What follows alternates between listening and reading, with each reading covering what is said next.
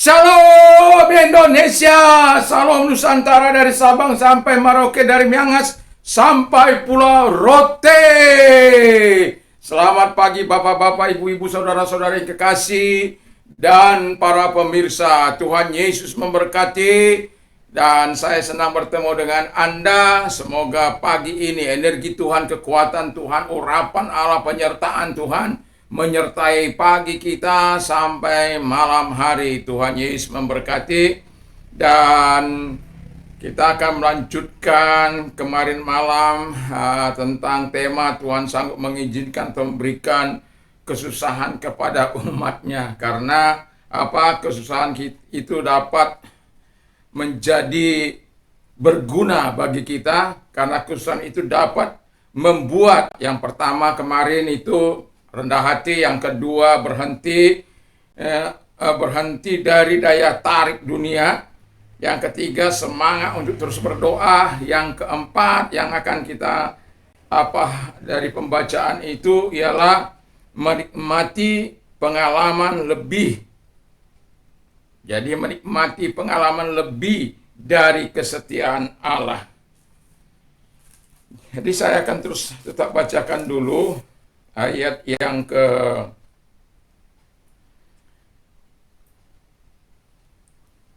46. Diberinya mereka mendapatkan rahmat dari pihak semua orang yang menawan mereka. Selamatkanlah kami ya Tuhan Allah kami, dan kumpulkanlah kami dari antara bangsa-bangsa, supaya kami bersyukur kepada nama-Mu yang kudus dan bermegah dalam puji-pujian kepadamu. Terpujilah Tuhan Allah Israel dan selama-lamanya sampai selama-lamanya, dan biarlah seluruh umat mengatakan amin. Haleluya. Jadi bahwa Tuhan itu memberikan rahmat kesetiaannya kepada Israel. Jadi ketika kesusahan menimpa kita seharusnya sadar bahwa kita bisa menikmati pengalaman lebih dari kesetiaan Allah. Artinya bahwa seluruh kebaikan, seluruh kesetiaan Allah, seluruh kekuatan Allah yang kita harapkan untuk terjadi dalam kehidupan kita bisa terjadi ketika kita datang kepada Dia. Menikmati lebih dari segala kebaikan-kebaikan Tuhan. Dari orang-orang yang tidak meminta akan berbeda dengan orang-orang yang meminta. Ya. Kalau kita lihat perjalanan bangsa Israel di masa hakim-hakim, ya, bangsa ini seringkali menikmati kesetiaan Allah, tapi seringkali pula mereka mengingkari kesetiaan mereka kepada Tuhan. Jadi mereka hanya berharap Allah yang setia, tapi mereka tidak mengharapkan mereka setia kepada Tuhan. Dan karena ketidaksetiaan mereka kepada Tuhan, mereka dengan jalan menyembah kepada Baal-Baal, menyembah kepada gunung-gunung, batu-batu, dewa, dewi orang tanah Kanaan, sehingga mereka terperangkap di sana. Dan kadangkala mereka harus dihancurkan dulu, dihukum oleh Tuhan. Dan Tuhan menghukum mereka karena apa? Karena ketidaksetiaan mereka kepada Tuhan. Tetapi ketika mereka berteriak, akan Tuhan kirim para orang-orang yang akan membebaskan mereka. Kadangkala mereka harus menanggung penderitaan 8 tahun, 18 tahun, dan lain sebagainya. Itu membuat mereka kesusahan yang sangat luar biasa.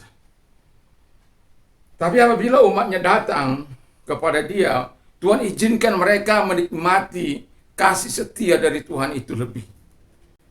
Memang Tuhan itu Tuhan yang luar biasa. Kasihnya begitu luar biasa. Anda bisa bayangkan bagaimana mungkin kasih Allah yang begitu besar lalu kita abaikan. Tapi orang Israel, kalau Anda baca dalam Keluaran, dikatakan di sana bahwa bangsa ini adalah bangsa yang tegar tengkuk. Jadi walaupun sudah ditolong oleh Tuhan, seringkali mereka melupakan, seringkali mereka melakukan hal-hal yang negatif. Nanti sore akan saya bawa masih dalam pasal yang sama. Tetapi saya mau katakan kepada kita, kesusahan kadangkala membuat Allah mengerjakan sesuatu lebih supaya kita dapat bersyukur, berterima kasih kepada Tuhan dan memberikan hidup kita sebenarnya kepada Tuhan. Allah sebenarnya tidak ingin memaksa kita memuji dan menyembah Dia. Allah tidak ingin memaksa kita supaya kita taat kepada Dia. Tetapi bagi kita, tetapi kadangkala kita tidak mau menerima yang terbaik dari Tuhan itu. Makanya Tuhan datangkan bencana, Tuhan datangkan petaka, Tuhan datangkan masalah. Itu yang keempat. Yang kelima dikatakan bergantung sepenuhnya kepada Allah. Jadi kesusahan itu bisa membuat kita bergantung sepenuhnya kepada Allah. Nah, namanya orang yang bergantung setelah menyadari segala kelelahan. Kita lihat pemazmur, pengakuan pemazmur, bagaimana Tuhan yang luar biasa itu yang melepaskan bangsa Israel, tapi kemudian orang Israel lalai untuk berharap, bergantung sepenuhnya kepada Tuhan, dan justru mereka keluar dari kasih karunia Tuhan itu. Dan akibatnya Tuhan menghukum. Dan kembali bisa membuat kita bergantung sepenuhnya kepada Tuhan. Karena tidak ada lagi jalan lain. Dan pengharapan kita, ketergantungan kita kepada Tuhan, janganlah karena bencana, janganlah karena kesusahan, janganlah karena malapetaka, tapi kebergantungan kita kepada Tuhan, karena memang kita betul-betul orang yang lemah, orang yang tidak tahu apa-apa, orang yang tidak bisa berbuat apa-apa di hadapan Tuhan. Tanpa Dia, kita sah dari si iblis. Tetapi karena kita bergantung sepenuhnya kepada Tuhan, iblis tidak bisa menjamah kita. Iblis tidak bisa menguasai kita. Alkitab mengatakan bahwa dunia ini dalam kuasa si jahat, tapi anak-anak Allah tetap berada di dalam perlindungan Tuhan. Tapi orang Israel tidaklah demikian. Banyak kali mereka ditolong oleh Tuhan. Setiap kali mereka sudah ditolong oleh Tuhan, mereka tidak bergantung sepenuhnya kepada Tuhan. Kita mungkin dalam perjalanan kehidupan kita, kalau kita karena susah, karena dosa kita, ya bertobatlah. Dan bergantung sepenuhnya kepada Tuhan. Harapan saya, kebergantungan kita kepada Tuhan, bukan karena ketika kita melakukan apa yang jahat, lalu kita berbalik kepada Tuhan. Tapi ketika kebergantungan kita kepada Tuhan, dalam keadaan iman yang sungguh kepada Tuhan, sehingga dalam mendemonstrasikan kuasa Allah diberikan kemuliaan, kehormatan kepada Allah yang maha dahsyat itu. Dan kita bisa melihat bagaimana Musa ketika menghadapi bangsa Israel, dia marah kepada bangsa Israel karena setiap kali mereka kekurangan atau makanan kah itu, nanti sore saya akan bawakan itu, makanan kah itu atau air kah itu, yang dipersalahkan itu selalu Musa.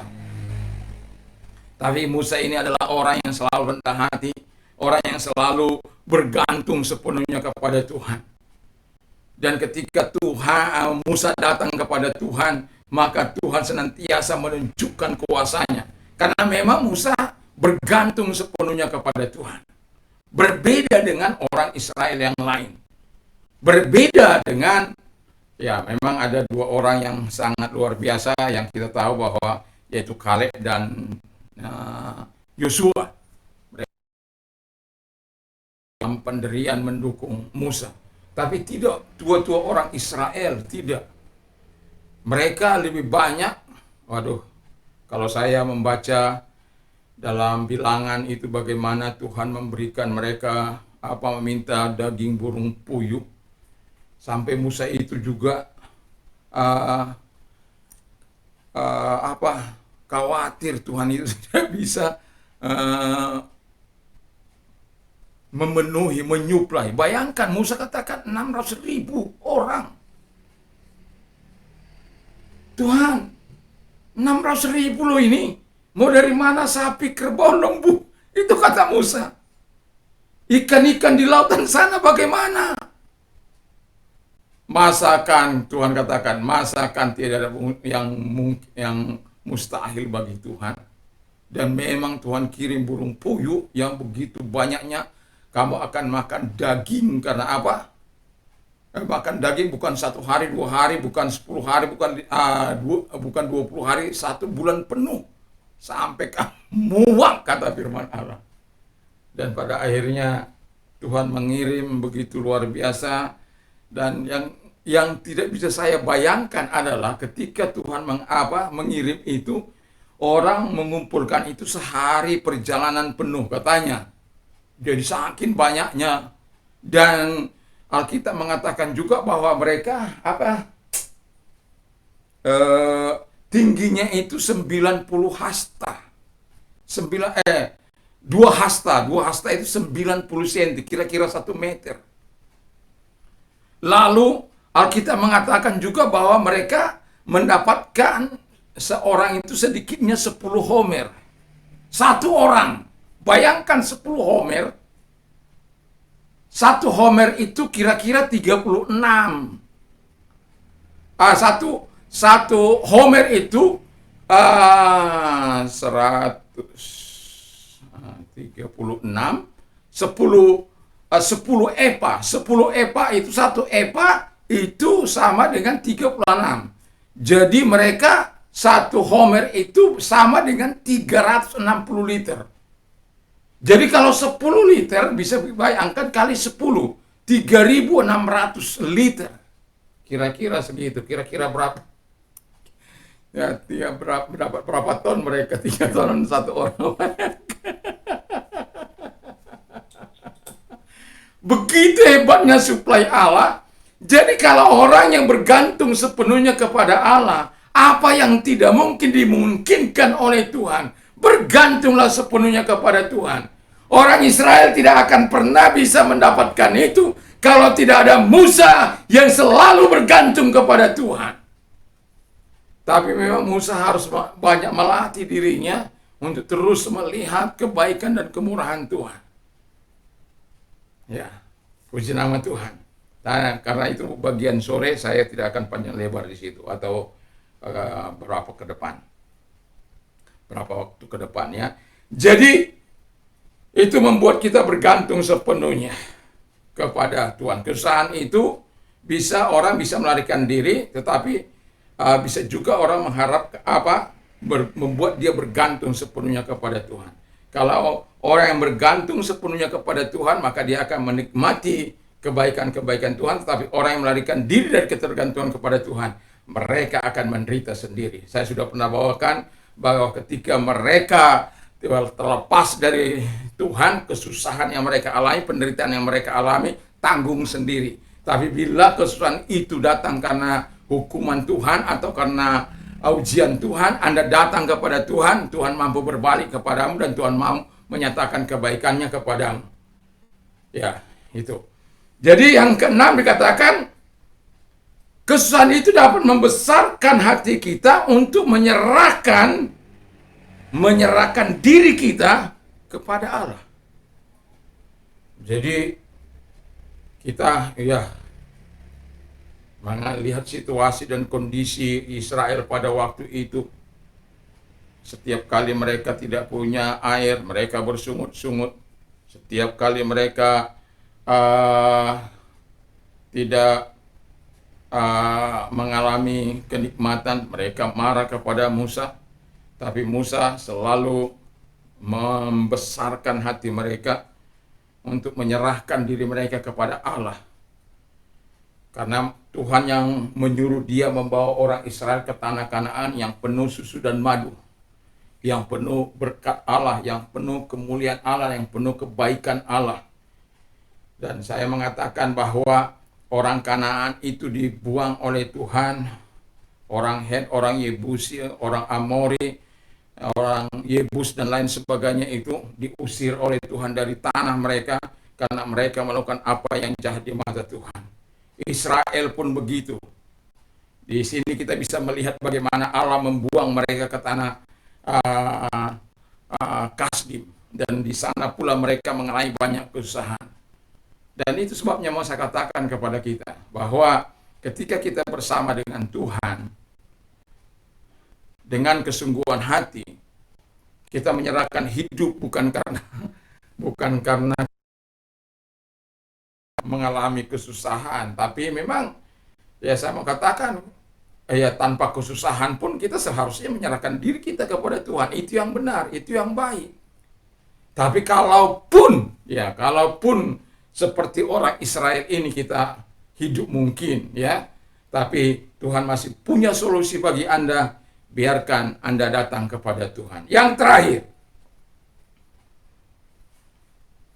ini yang tidak kalah pentingnya ya. Yang terakhir ini poin yang akan saya tekankan ya, memiliki belas kasihan kepada orang lain yang dalam kesusahan. Jadi dengan penempahan Allah, dengan pengalaman kita bersama dengan Allah, bagaimana way out, bagaimana solusi yang Tuhan berikan kepada kita kala kita mengalami kesusahan.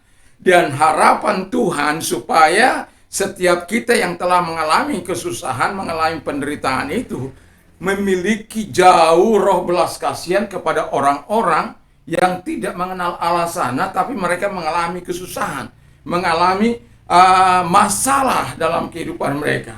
Dan itu sebabnya roh belas kasihan, di mana kita yang sudah bergantung sepenuhnya kepada Tuhan, yang sudah menikmati kasih karunia Tuhan, bisa menyaksikan kemurahan Tuhan, bisa menolong mereka dengan apa yang kita miliki. Jadi, kesusahan itu yang dimana kita alami menempah kita lebih dewasa sebenarnya. Lebih berharap kepada Tuhan, lebih bersandar kepada Tuhan, lebih menyerahkan diri kepada Tuhan, lebih rendah hati di hadapan Tuhan, dan lebih mencintai Tuhan daripada dunia ini. Haleluya. Dan biarkan Tuhan menyatakan segala kebaikannya kepada kita. Dan biarkan kita memiliki belas kasihan Tuhan setelah kita mengalami banyak persoalan dalam hidup ini. Itu sebabnya mengapa ada banyak orang-orang yang melahirkan gereja Tuhan atau yang merintis dari awal. Mereka akan penuh dengan tangisan dan air mata. Kepedulian lebih lagi kepada yang lain. Tetapi tidak bagi orang-orang yang melanjutkan. Ya, bagi orang-orang yang melanjutkan, mereka sudah menikmati yang sudah jadi. Tapi bagi orang-orang yang mengalami pergumulan, mereka akan lebih antusias untuk melakukan yang terbaik bagi Tuhan. Karena mereka tahu, mereka sadar bahwa kepedulian satu dengan yang lain, mereka sudah mengalami banyak pertolongan Tuhan. Dan mereka juga bisa peduli kepada orang lain. Karena apa? Mereka sudah lebih dahulu menikmati segala kebaikan-kebaikan Tuhan. Segala kemurahan Tuhan dalam kehidupan mereka. Jadi kalau Anda dilatih oleh Tuhan, dilatihlah karena iman Anda. Jangan karena dosa Anda.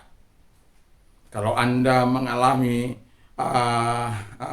mengalami pertolongan Tuhan, janganlah karena dosa. Tapi karena Anda memang layak untuk menerima yang terbaik itu. Dengan Anda hidup bersama dengan Tuhan. Nanti sore saya akan mengatakan bagaimana orang-orang yang meresponi kehidupan yang terbaik itu dari Tuhan. Dan ada orang-orang yang selalu negatif, ada orang-orang yang selalu optimis. Dan kita ingin menjadi orang yang optimis, bukan orang-orang yang negatif. Nanti kita akan lihat bagaimana orang-orang yang optimis itu. Tetapi saat ini saya mau katakan, mari kita menyerahkan diri kita kepada Tuhan. Dan sungguh-sungguh ketika Tuhan izinkan segala kesusahan kepada kita, kepada umatnya, kepada gerejanya, marilah kita meyakini hidup ini dari daya tarik dunia ini, tetap semangat untuk berdoa, menikmati pengalaman lebih dari kesetiaan Allah, bergantung sepenuhnya kepada Allah, membesarkan hati kita untuk terus menyerahkan diri kepada Tuhan, memiliki belas kasihan kepada orang lain yang dalam kesusahan, karena kita sudah terlebih dahulu ditolong, menolong karena kita ditolong oleh Tuhan, dan kita bisa menjadi penolong bagi orang lain. Mari kita tunduk kepada kita berdoa. Terima kasih Bapa di surga, berkati firman-Mu, berkati Presiden dan Wakil Presiden, berikan hikmat akal budi dalam menjalankan roda pemerintahan ini. para menteri, para pejabat, juga Tuhan Yesus, gubernur, bupati, wali kota, camat, lurah, RT, RW, aparat, juga TNI Polri. Tuhan memberkati mereka. Gereja Tuhan, Tuhan tolong supaya gerejamu tampil dengan suara kenabiannya, yang melakukan apa yang benar di mata Tuhan. Dan kami juga berdoa kepada gereja Pantai Kosta juga, Tuhan memberkati area di lembah, di hutan, di gunung, dimanapun mereka, Tuhan memberkati mereka. Terima kasih Bapa di surga, kami sungguh bersyukur, kami berterima kasih kepadamu Tuhan. Seluruh sidang jemaat Tuhan juga, Tuhan pelihara dan Tuhan lindungi mereka. Kami juga berdoa Tuhan Yesus bagi orang-orang yang sakit COVID. Kami berdoa buat semua mereka yang sedang sakit Tuhan, dari Sabang sampai Merauke, dari Miangas sampai Pulau Rote, karena Tuhan kami tidak mengenal jarak dan ruang. Kami berdoa Engkau sakit, dan kami percaya selalu ada harapan bagi orang-orang yang mengalami sakit dari kesembuhan.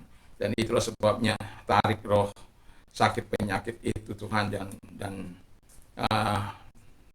dan sekaligus roh maut itu Bapa di surga, supaya tidak karena sakit COVID ini mereka mengalami kematian, tapi mereka sehat kembali oleh karena Tuhan. Itu sebabnya dalam nama Yesus tumpangkan tangan atas mereka dan sembuhkan mereka dari sakit COVID. Diberikan kemuliaan kepadamu Tuhan. Apa juga mereka yang terlibat adalah orang-orang yang terlibat dalam penanganan atau Satgas COVID ini Tuhan. Kami berdoa agar Tuhan tetap memberikan kekuatan bagi mereka, pagari mereka dengan kuasa-Mu, sama seperti Engkau memagari Ayub, pagari juga mereka. Terima kasih Bapa di surga, terima kasih. Kami juga berdoa Tuhan bagi mereka-mereka yang sakit apa saja Tuhan. Tuhan, mari Engkau tumpangkan tangan mereka dan oleh bilur-bilur mereka menjadi sembuh dalam nama Yesus. Selalu ada mujizat bagi mereka yang berharap dan bersandar kepadamu Tuhan, yang berdoa kepadamu. Terima kasih. Yang bisu berkata-kata, yang lumpuh berjalan, yang lepra tahir dalam nama Yesus, sembuh dalam nama Yesus. Terima kasih Bapa di surga. Dan kami juga berdoa agar Engkau menyatakan kasih-Mu kepada mereka di dalam nama Tuhan Yesus. Yang ginjal disembuhkan, yang kanker disembuhkan, yang mandul dibuka kandungannya kembali dalam nama Yesus, dan seluruh penyakit apapun Tuhan menyembuhkan mereka. Terima kasih Bapa, terima kasih Roh Kudus.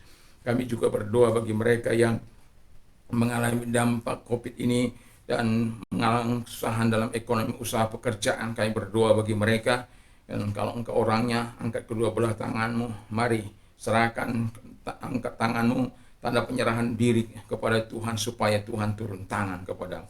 Genggam tangan mereka Tuhan, yang mengangkat tangan kepada mereka, dan kuatkan mereka, bertemu dengan mereka, urapan Tuhan bersama dengan mereka, sehingga mereka berkata segala perkara dapat kutanggung di dalam Dia yang berikan kekuatan. Karena kami percaya orang-orang yang Engkau pegang pasti Engkau tolong, Engkau lindungi, Engkau jagai, Engkau berikan solusi dan way out bagi mereka. Karena kami tahu apapun persoalan mereka, Engkau akan menjawab sesuai dengan kebutuhan mereka, karena Yesus adalah jawaban dalam setiap permasalahan kami. Terima kasih Bapa di surga. Orang-orang yang percaya akan melihat kemuliaan Tuhan. Dan kami juga berdoa Tuhan Bapa di surga bagi mereka-mereka yang mau menerima Yesus sebagai Tuhan, mau mengalami transformasi Tuhan. Kalau Engkau orangnya, taruh tangan-Mu di dada, mari kita berdoa Tuhan Yesus, Engkau melihat mereka yang menaruh tangan mereka di dada. Mereka mau mengalami Kristus dalam hidup mereka, mengalami kelahiran baru dalam Yesus. Sama seperti Engkau mengubah Saulus, ubah juga mereka. Dan sama seperti Engkau mengubah murid-Mu, pakai mereka Tuhan untuk kerajaan-Mu di dalam nama Tuhan Yesus Kristus. Terima kasih, sehingga nama-Mu dipuji, karena Engkau telah membebaskan mereka dari rantai dosa dan perbuatan-perbuatan yang tidak memuliakan Engkau, sehingga kehormatan dan kemuliaan diberikan kepada Bapa dalam nama Yesus. Kalau Engkau mau menerima Yesus sebagai Tuhan Allah, karena begitu besar kasih Allah akan dunia ini, sehingga Ia mengaruniakan anaknya yang tunggal, supaya setiap orang percaya kepadanya tidak binasa, melainkan beroleh hidup yang kekal. Kalau Engkau orangnya, taruh tangan-Mu dada dan ikuti doa saya. Tuhan Yesus, saya sadar saya orang berdosa, saya butuh Tuhan. Saya mengaku segala dosa dan kesalahanku Tuhan. Ampunilah segala dosa dan kesalahanku, Sucikan aku dari segala dosa dan kejahatan yang pernah aku lakukan. Dan Tuhan Yesus, sucikan hamba-Mu dengan kuasa darah-Mu dalam nama Tuhan Yesus Kristus. Dan kami percaya kepada-Mu Tuhan. Saat ini kubuka hatiku, masuklah dalam hatiku, menjadi Tuhan, menjadi Raja dalam kehidupanku. Dalam nama Tuhan Yesus Kristus, Engkau menyatakan kebaikan, Engkau menyatakan kemurahan. Terpujilah Engkau. Terima kasih Tuhan, terima kasih. Dan kami juga berdoa bagi orang-orang muda. Kami punya gambaran yang jelas tentang orang-orang muda yang Tuhan pakai, sama seperti Sadrak, Mesak, Abednego, dan Daniel. Yusuf di mana di pemerintahan di Ur-Kasdim ataukah di Mesir, mereka melakukan yang terbaik bagi di mana mereka bekerja. Tuhan Bapa di surga, dan kami juga berdoa bagi orang-orang yang bergerak dalam bidang kerohanian juga, orang-orang yang tangguh seperti Samuel, Paulus, dan murid-murid-Mu Filipus, atau juga Tuhan Yesus, Timotius juga. Tuhan memberkati mereka, sehingga Tuhan sungguh-sungguh bangsa ini berada dalam berkat Allah, berada dalam kemurahan Allah. Orang-orang muda berjalan dalam terang-Mu, berjalan dalam takut akan Tuhan. Dan ketika mereka dipercayakan menggenggam atau memimpin bangsa ini, maka mereka akan melakukan yang terbaik bagi bangsa ini untuk membawa Indonesia maju pada masa-masa yang akan datang. Terima kasih Bapa di surga, kami bersyukur dalam nama Yesus. Haleluya. Amin. Tuhan Yesus memberkati. Damai sejahtera Allah yang menyertai kita semuanya. Dan bagi Anda yang sudah menerima Yesus sebagai Tuhan dan Juru Selamat, saya mengucapkan selamat kita bertemu dengan Yesus. Dan saran saya, apabila kita sudah menerimanya, aktiflah dalam kegiatan ibadah di mana gereja terdekat dari rumah Anda. Tuhan Yesus memberkati. Dan juga saya mau katakan kepada kita, damai sejahtera Allah yang melampaui segala akal akan memelihara hati dan pikiran kita dalam Kristus Yesus. Apa saja yang orang lain ingin lakukan kepada melakukan juga lah demikian kepada mereka. Iman timbul dari pendengaran firman Kristus. Berbahagialah orang yang mendengar, menyimpan, dan melakukan firman Allah. Allahku akan mencukupi segala kebutuhan menurut kekayaan dan kemuliaan dalam Kristus Yesus. Apa saja yang kau minta dan doakan, percayalah bahwa engkau sudah menerimanya, maka hal itu akan diberikan kepadamu. Menangislah dengan orang menangis, bersukacitalah dengan orang yang bersukacita. Puji nama Tuhan. Ini doa saya. Semoga setiap kita boleh berkata bahwa segala perkara dapat kutanggung di dalam Dia Yesus yang memberikan kekuatan kepadaku. Puji nama Tuhan. Haleluya, haleluya, haleluya. Apabila kita beraktivitas di pagi hari ini, jangan lupa untuk kita terus bersama, ingat kita bersama dengan Yesus. Sehingga pikiran kita, perkataan kita, perbuatan kita, tindak tanduk kita mencerminkan Yesus. Dan puji nama Tuhan. Dan kalau kita beraktivitas, jangan pernah lupa, mari kita mentaati protokol kesehatan. 5M itu memakai masker, lalu yang kedua mencuci tangan dengan air sabun atau hand sanitizer, dan yang ketiga menjaga jarak, yang keempat menjauhi kerumunan, dan kelima kita mengurangi aktivitas kita. Dan yang keenam yang tidak kalah pentingnya adalah berdoa untuk dirimu, berdoa untuk keluargamu, berdoa untuk lingkunganmu, berdoa untuk masyarakat, berdoa untuk bangsa dan negara, dengan harapan kita semua bersama untuk mengharapkan Indonesia pulih, ya. Tuhan Yesus memberkati kita semuanya. Dan saya mau katakan kepada kita, lebih baik hidup tanpa narkoba, ya. Karena narkoba dapat menghancurkan hidupmu, rumah tanggamu, keluargamu, masyarakat, dan lain sebagainya. Katakan tidak bagi narkoba, yes bagi firman Allah. Tuhan Yesus memberkatimu. Salam Indonesia, salam Nusantara. Haleluya, haleluya. Amin. Tuhan Yesus memberkati.